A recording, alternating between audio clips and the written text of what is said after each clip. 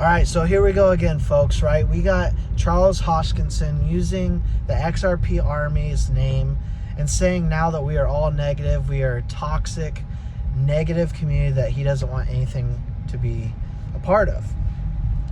But I want to talk to you all about what's being said versus what is truly happening in the world right now. We'll keep this short and concise for you, and we'll give you some true facts. As always, we want to give you the truth, and we want to give true facts. Please smash that like button if you like the truth. And if you're new to our channel, of course, you're free to join our community because it is absolutely free. Just click that subscribe button. So we see that Charles Hoskinson is saying we're all negative, we're all toxic, right? Here's a gentleman that just recently said that there would be a settlement December 15th with the SEC and Ripple. He knows very well as you and I do, that this is the most anticipated event coming to a close in cryptocurrency history. And so when he puts a date out there, he knows very well, as you and I do, that this is going to get a lot of individuals' hopes up. So then for that day to come and go with no settlement, of course you have now confused people.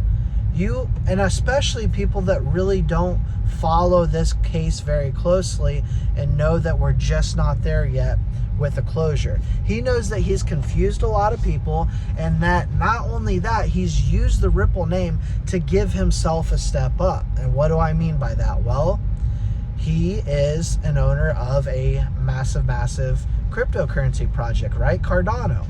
So he uses the name XRP to get himself out there in the news, and now he's using the name XRP as a marketing ploy again by saying, look, they're all negative, they're all toxic. That's his way of essentially saying, come over here, I have something better. Come over here.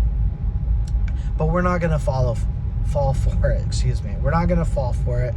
We're going to keep it all true, because what should be covered right now and what really wasn't covered in depth today is the fact that Russia is now saying they will be using cryptocurrencies for international payments. That is massive. Along with that, we just found out last week that the UNHCR is going to be using the Stellar blockchain with 4,500 MoneyGrams in the Ukraine. And that's just the tip of the iceberg, because we know this is going to go global. We know that MoneyGram is essentially in every country in the world. So we understand the potential. This is what's happening. This is the mass adoption that we're seeing when we really take a look at what's happening with certain projects.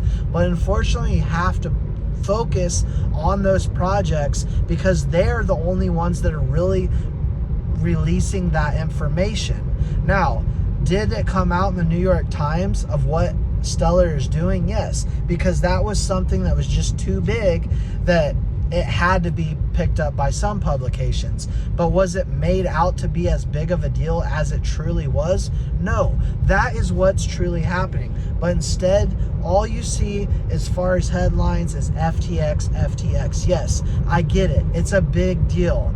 It is one of the biggest deals that's ever happened in the financial markets.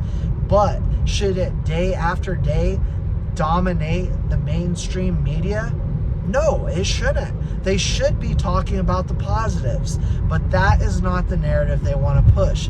And unfortunately, you have big influencers and individuals taking advantage of this bear market, like Charles Hoskinson. He knows what he's doing. He's putting panic, hysteria, fear into minds, and then turning around and saying, look, come over here, I have something better. So again, if you like the truth, click that subscribe button, hit that like button if you got any value whatsoever. Of course, we're going to give you some more videos this week on XRP and XLM, go over some data and metrics, but I just want to put this short and concise video out there for you all, because you got to understand what is being said versus what is truly happening. That's all I got for you for now.